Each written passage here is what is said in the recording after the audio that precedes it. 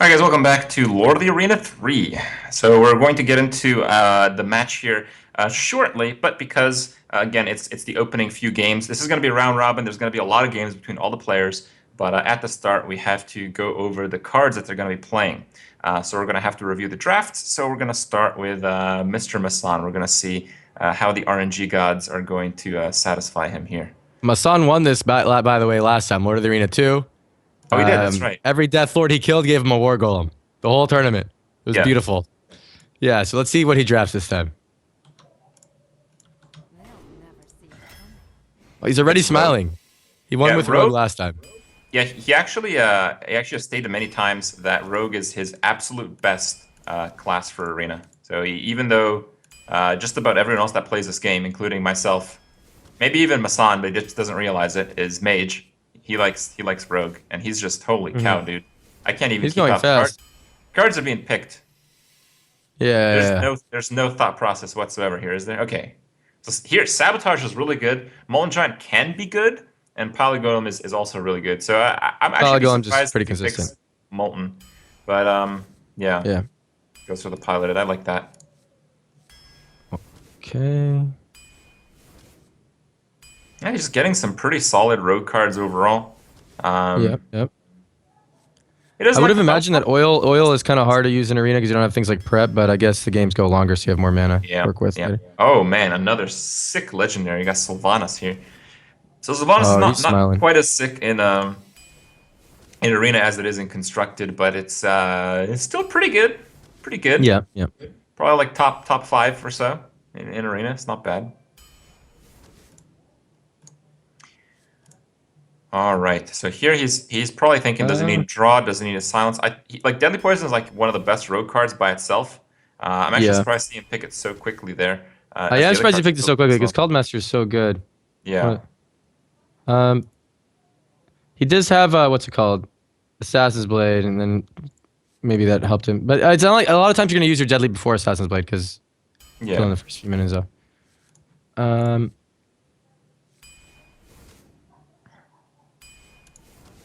Yeah, Yeti. Another Bloodsail is just really strong. He has so many weapon buffs. Like this one, I don't know what he's gonna pick. Insane tempo. All right, that was a fast draft. That was a really fast draft, and I think it was a very good draft. Like this is a really top tier deck as far as Arena is concerned, where you have like a pretty good curve. It's basically like the downward slope thing, you know? A lot of 2 drops, fewer 3 drops, fewer 4 drops, fewer 5 drops, a few 6, and maybe a couple 7s. That's what you want to see. I think he's skipping out on those last few, but because he's got like removal, he picked Assassinate. Did he pick Sabotage? I don't know. It's kind of hard to keep up a little bit. No, he picked the Sky Golem. He picked the Sky Golem. Yeah. Paladin, he does have some removal. He has big weapons as well. He can afford to take like a big hit hitting into a big creature usually. Usually rogues struggle with just other decks that have a lot of big creatures and a lot of taunts. But that's not usually what you see drafted in Arena. Usually it's more aggressive stuff, more mage stuff. So rogue when you have Assassin's Blade and you're hitting a lot of minions, do you have problems where your health bar is just getting too low and you it would have been nice to have a heal bot or something in Arena? Or is it not like that? Yeah, it's nice to get heals and stuff, but you don't always get the option. Yeah. I don't know. All right. Well, let's see what Trump gets here. All right. Here we go. Mage. Pick the mage. Trump. Pick the mage. I thought I saw his it looks like he was clicking on the Druid.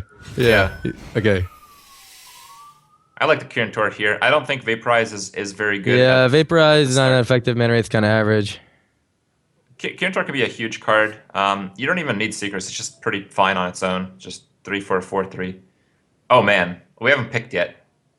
Trump has decided to slow down the draft and allow us to educate you guys on his thought process.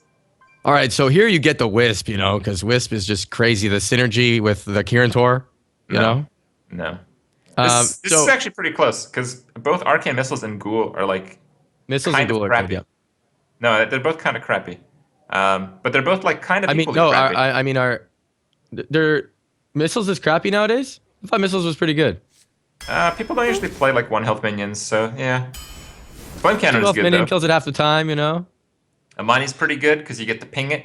Usually in arena, it's a little bit more slowed down constructed. You often get the You get to opportunity trade to up into ping your something own with 5 Amani. health, maybe. Right. Yeah. And it's also just Kill a a Yeti. threat. Yeah, exactly. Like if you play Amani and they were like keeping a hand with like a Yeti and a coin, they didn't get a 2-drop, suddenly they can't even coin out their Yeti. So it does counter a lot of stuff. I like the Silver Moon Guardian guy, but Ventrico is really good in arena too. Just not the tall strider thing. Actually, I think Tall Strider is better than the Silver Moon. I think it's between Tall Strider and Ventrico, but I think Ventrico is the better pick. All right, all Ventrico right. is bad in decks that don't have many spells, but Mage usually does get a lot of spells because most of their class cards are good spells. Mirror Tree, really like that. The Kirin Tor Mirror Tree openers is absolutely ridiculous. Yep. Here he has the option That's between Harvest Golem and Flame Cannon. I think if it was me, I'd go with Flame Cannon. Because just you have the Ventrico already. Harvest Golem is one of the best 3-drops, but Yeah, he does have he has a missiles and a flame cannon already. Maybe he's taking Harvest Column. It's tough. it's I can see him also taking the Harvest Golem. format. He can't have more than 2 of one card. So I think you're absolutely right. I think on that you'd pick the Harvest Golem because if you got a 3rd Flame Cannon You later, got a 3rd flame cannon and some right. crappy choices later. Here you have some good choices. So, I go Mana Wraith, no question. Mana Wraith, I guess, yeah. Well, some people will go Cold Light. Like we saw Bob go Cold Light in a similar situation, I believe. Yeah. He picked it quickly too earlier. Bob's whole draft was picked quickly, so we can't really pinpoint it on that it was too obvious. Yeah, but you know, sometimes if you get to a choice like this, you think he'd slow down a bit, but he didn't. Yeah. Okay, so here we are. Spellbender, Echo, or Faceless. I don't play enough arena to know. I would just pick the Faceless, but I don't know if that's correct. Yes, Spellbender doesn't always hit stuff. Echo is usually game winning, but you need to be like in a decent spot already. If you're like losing really badly, it's completely useless. It seems like it's a card that would win you games you're already winning a lot of the time. Yeah. Faceless is okay. It's not really like the best ever, just because people don't have big minions. Like usually you Faceless a 5-drop is what ends up happening. Right. So it's fine.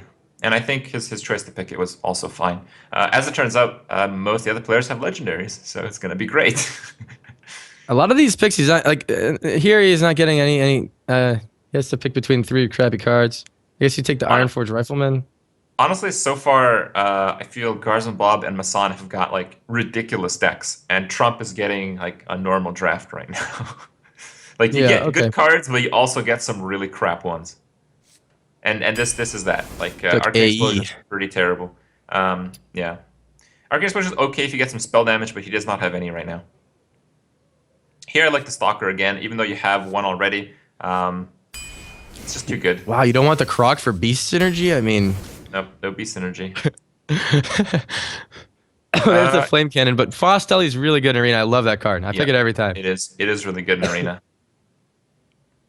It's especially good against classes that have like a big swing. Oh, man.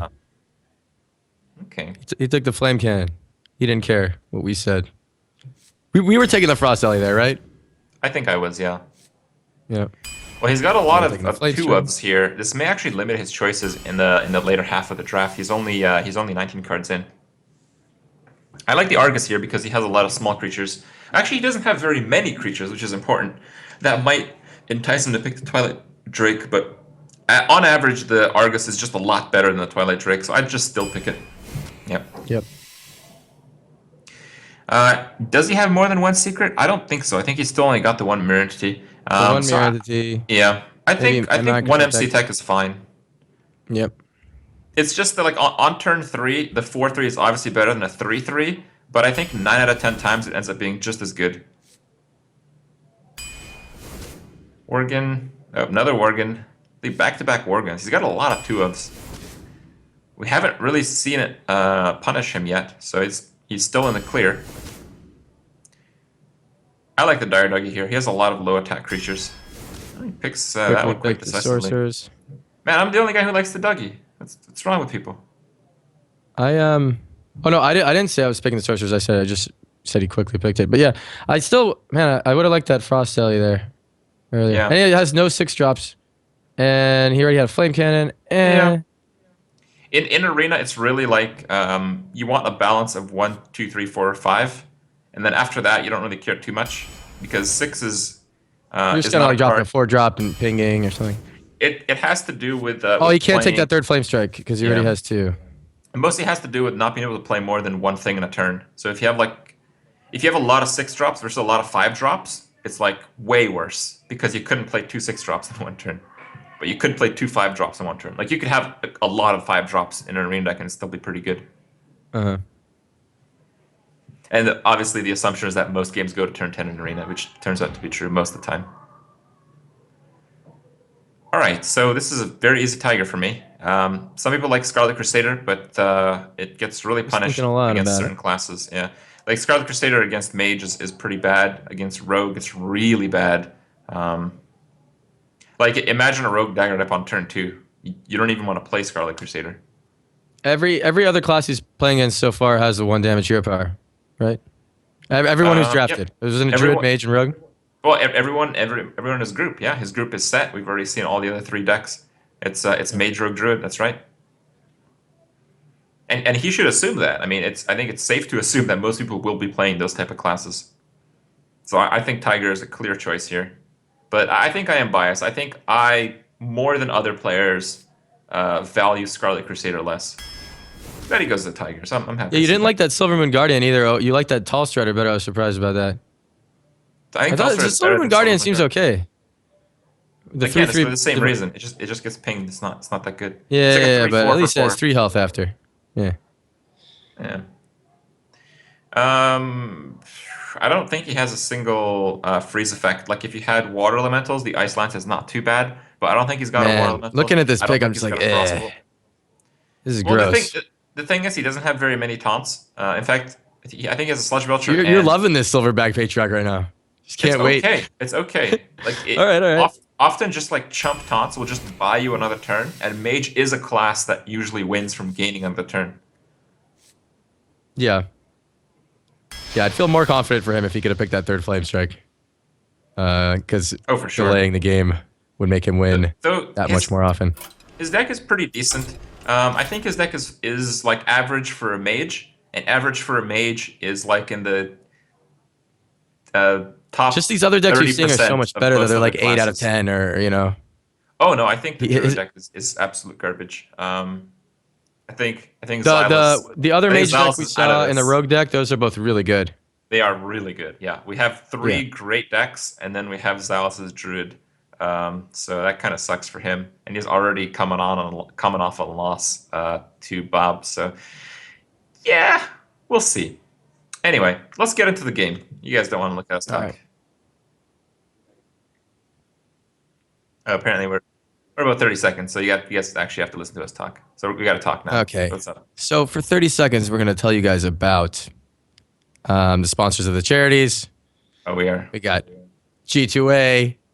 We've got Tempo Storm, Namecheap, and Twitch. Oh, and you guys are All, probably curious. Sorry to interrupt you, but we didn't explain the winning the 10 times 20 euro giveaway yeah, for that thing. Yeah, G2A. sell out. Go ahead. Yeah. All right. So you basically got to follow and do a bunch of social media stuff, and you can win a 20 euro gift card to G2A. And then on top of that, I think you can use the actual code to like get a discount on your free card. And information for that's going to be in the description of the stream here. It's just a few instruction things. Just because a lot of you guys watching, we don't, we want to limit the pool. If you really want it, you're going to have better chances this time because you got to do some stuffs. So check out the stuffs and get the games for freezies. All right, we're let's going go. into the game now. Versus Jane. You asked for it. So we got We the have two Trump versus Massan. TSMers. The TSMers, man. And once again, Massan got what we considered a really good rogue Really deck. good deck, Trump got yeah. a pretty average mage deck. Yeah, but again, average mage is like better than 70% of the decks in Arena. Okay. But It's not Massan would average. disagree with It's you not because he like would pick rogue 50%. over mage, you were saying, right? Yeah. Oh wow, Yeah. the son keeps the Worgen. He's like, oh yeah, I think I'm gonna save some time here. Just enrage that Worgen, no problem. Surprised there a little bit, but okay.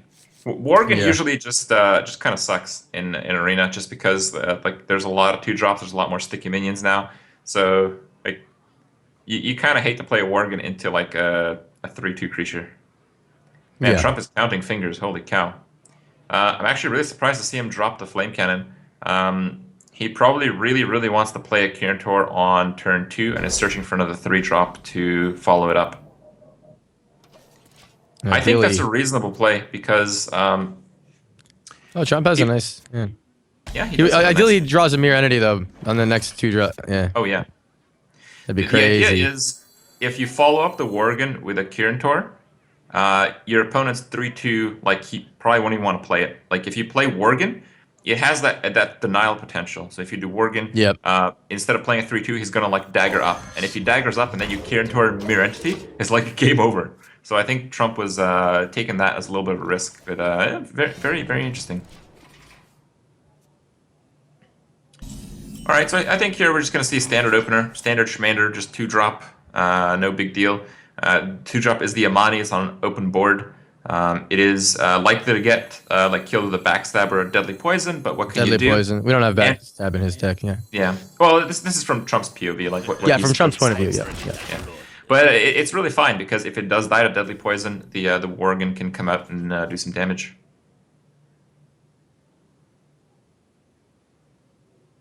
So it looks like he's gonna deadly ooze, but regrettably ooze. Oh no, he's going to Worgen here.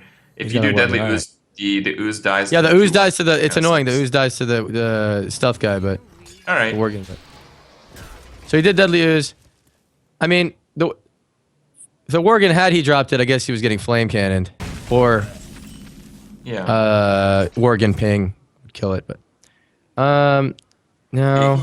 Here you kind of want to save your coin for next turn for the tiger. For the tiger, yep. Yeah, you have the option of. But now with the mana wraith, you can't even drop it. But maybe you're assuming it's gonna die. Well, if his mana wraith stays alive, he has the 4-drop now. He has the Kirin Tor, so that might be the strategy.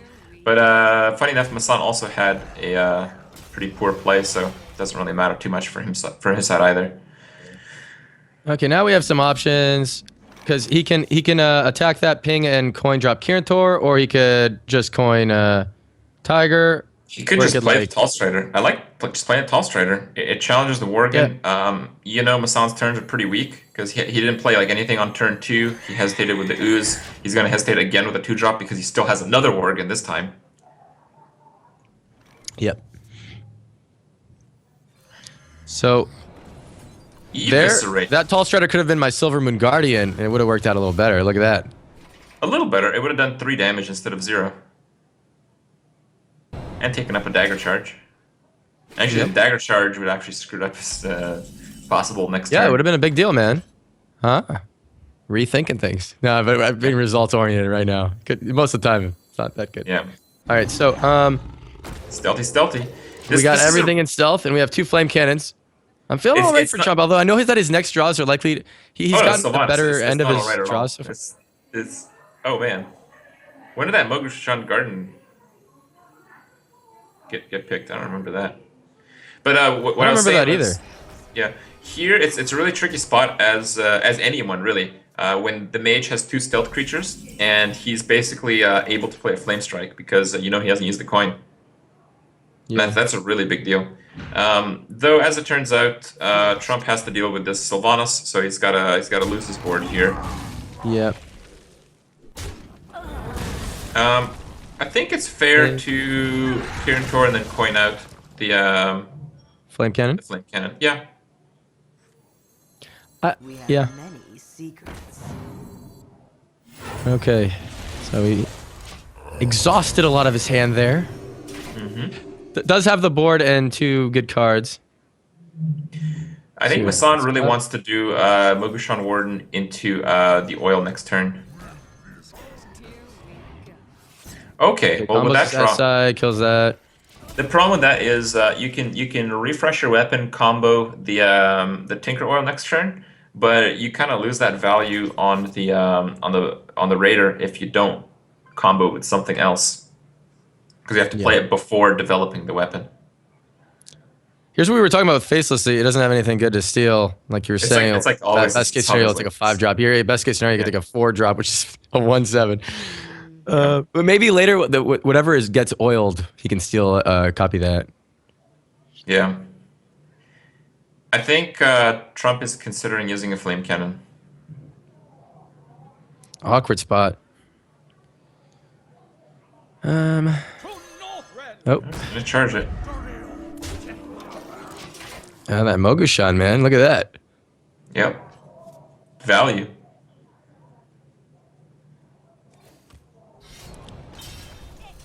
Get the oil here. Let's see who it hits. Kind of bad. Okay. Got the Mogushan. I guess he's gonna use the weapon. Yeah, weapon clear the Argent. All right. Trump would love a flame strike right here.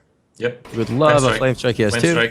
Flame strike. Oh man. Flame strike. Oh, skill that guy down. Boom. Massan's not too happy. What can you do? Okay, oh, wow. That was... you can play them in opposite order. I think it was actually reasonable to play them in opposite order. Yeah. I was thinking that too. Well, I mean, right, well, the issue for Trump is if he wants to flame cannon, if he wants the faceless flame cannon missiles, he needs to go for the 50-50 on the missile if he wants to. Yeah, it's 50%. That's right. So, yeah. So stream, if you we kind of skipped some words there. He could faceless it and then use flame cannon and use missiles. But he doesn't have enough to ping after. So the flame cannon hits it for 4. Has 2 health left, and our missile half the time cleared off. But maybe those. I know that kind of play, that kind of risk will win him the game if it hits. No, it's not worth it. It's not worth it. I think the play is very thinking simple. about it. I think the play is faceless and then ping the Ventrico to kind of like threaten flame strike. He's considering it. Yeah. He's got his figures. He's talking to himself. Time runs out on me. I want to see the RNG, man. That's a commentator. It's fun. Let's do it. I mean, it might win you the game half the time, but it will lose you the game if you screw this up. So he wants the missiles first. Wow, he does get it. Okay. Got it. Nice. Oh, Massan's face just check that out. Yep. Assassin's Blade. Oh man, he was probably reacting to that draw, by the way. That draw was no good. Yeah. Well, let's see what Trump gets. That's great. That's an expensive 2-3. No, it's perfect because it puts him on lethal. Massan has the top deck to stay alive because it's 1 over lethal for the next turn. This is on the draw. Does Massan get a draw to handle this board? Here we go. Maybe. Oh, off a fan. Let's see what he gets off fan. That's a no. Well, I really think Massan had the better deck, but God, they need to buff Demolisher so it shoots this Trump turn. had a perfectly timed Flame Strike draw. Well-timed Flame Strike, and then, I mean, what can you do, man? Although, also the missiles and the Flame Cannon half the time kill. That Ventrico is really swingy. What else? There was one other thing. Oh, Massan had the option to drop the 4-4 and his 7-6 same turn. And that may have done it, because that probably would have taken some missiles hits, right? Yeah, it would have changed the whole game. I mean, it eats the flame cannon half the time too. Yeah. Well, actually, yeah. Hold on. Even in the worst case, where Trump still made that play and still killed the Ventrico by like some outrageous RNG, it could have happened. The 4-4 plus the weapon can kill the Ventrico. Yeah. So, and that means the Ventrico would have attacked him 1 time less, which means he would have had 7 more life, which means the game would have been ongoing. Continue. Yeah. So yeah, you're absolutely right. If Massan went for a little bit more of a board, I don't think there was too much of a reason not to go for a bigger board on that turn. Game would have been way longer. Right after Flame Strike, and it's a 7-6 and a 4-4. It's not like you're scared of Flame Strike there. It's maybe I wonder if he if it wasn't an accident. He plays enough arena to automatically. Everyone makes mistakes though. But yeah. Everyone makes mistakes. Everyone does some dumb stuff every now and then. So you can't know for sure. Oh, I know about that. Yeah. Yeah. Certainly didn't work out too well for him. Anyway, guys, we're going to take a little bit of a break before we continue this bracket's matches. We're going to have Guardsman Bob versus Massan coming up in a few minutes after a little bit of a break. Just to remind you guys, check out some of the sponsorinos. Check out the G2A action. Again, a little bit of a reminder if you're just tuning in. You can go to g2a.com, use the code LOTA for 3% off. 5% of that, 5% also goes to charity. And if you go to g2a.com/Lord of the Arena, it's basically the same thing. So check out the goodness, and we'll see you guys in a few minutes.